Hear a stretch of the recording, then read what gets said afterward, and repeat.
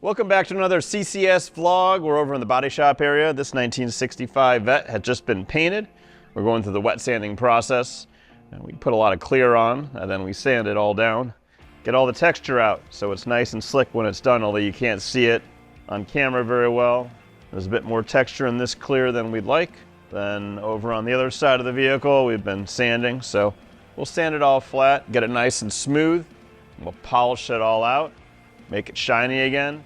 Takes a lot of time to get a finish like this on a car, but without any orange peel in the clear coat, it's a whole lot more slick when it's all finished and at a show. All right, this is where we do all the dirty work in the body shop. We are finishing up the bed for Dirty Martini here, which is going to be going to Battle in Bama. That's next week, middle of May.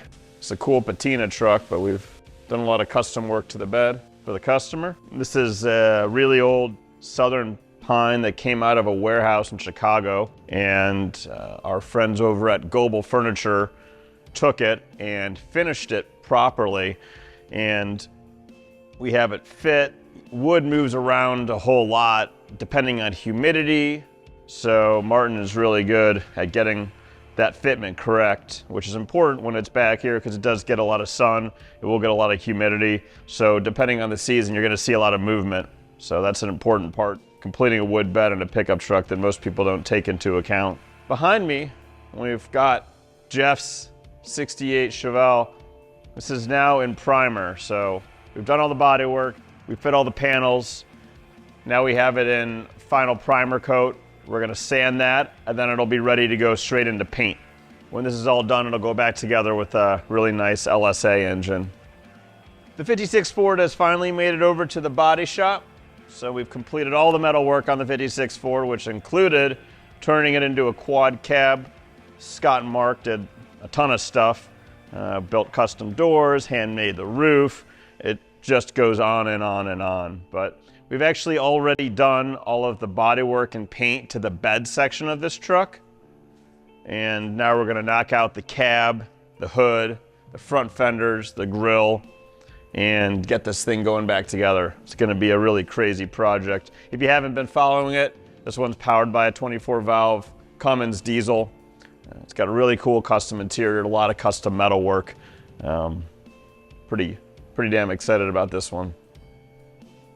So this is the last week we got on this 98 Chevy Silverado OBS truck. It's a build I'm doing with my son.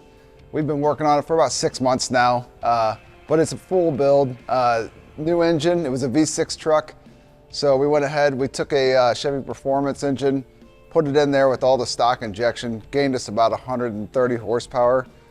That way it still does pass emissions, but then, you know, we did a color change on this thing.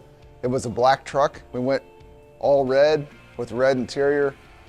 It's got Beltec lowering kit, Snowden seats, Cadillac Escalade console. Basically every inch of this thing has been touched.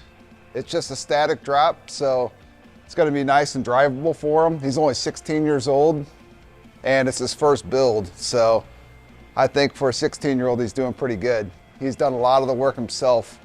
So it's been a good journey. You know, he's learned a lot while working on it with me, and it's a proud dad moment for sure. All right, believe it or not, we're down to the final week of working on the Dibco, trying to make it to the show, Battle at Bama.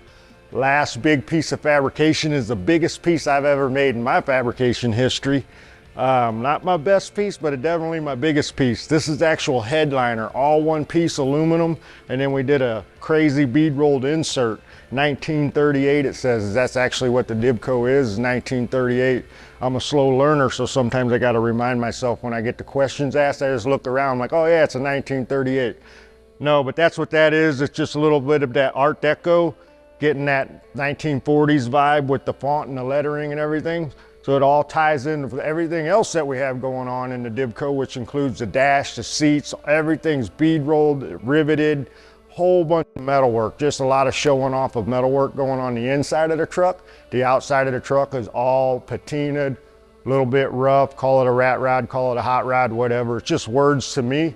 I'll call my own thing a rat rod. Some people are offended, but it is pretty ratty if you really look at it. going over to the Dibco, you'll see that it's all blown apart and we look like we're way behind schedule. But I had to take all the panels out to get the glass guy to put the glass in, and then for us to put the headliner in. That goes in first, and then all the walls, dash, everything will start going in, and it'll start looking like a truck really fast, hopefully.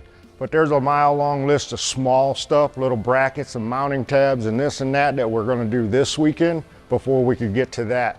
So what I tell everybody, even in metalwork, sometimes your project starts to look really ugly before it gets to that pretty part. Everybody likes to see the pretty part, but we gotta go through that ugly part first. So on the Dibco, we're over here, like I said, we got it all blown apart, and I'm actually making mounting tabs for all the aluminum walls. They got a bolt to because you can't weld aluminum and steel together. All the interior walls are gonna be made out of aluminum. For one, a little bit less on the rust side of things because we're leaving it all bare metal, and light. You put all that metal work in here, it starts to get so heavy you lose a little bit of the performance. Not that it's a big performance hot rod, but we don't want to steal what little it does have. So we got to make all these little brackets, and they go in along the walls up here up top. So I'll have to put nut certs all in there, and then the aluminum panels will then bolt to these, and it'll hold them panels to the body. So that's why I say we got to take it all apart to get to this stuff before we start making it pretty again. So we have 99% of everything's pre-made right now. It's just putting these panels in, primering up everything so we don't get further rust, and then going back to, like I said, making it pretty. Final assembly, dialing in some details, a whole lot of cleaning. And once again, we're going to the show, but we're not all the way done. We got to come back and really dial in a lot more of the details.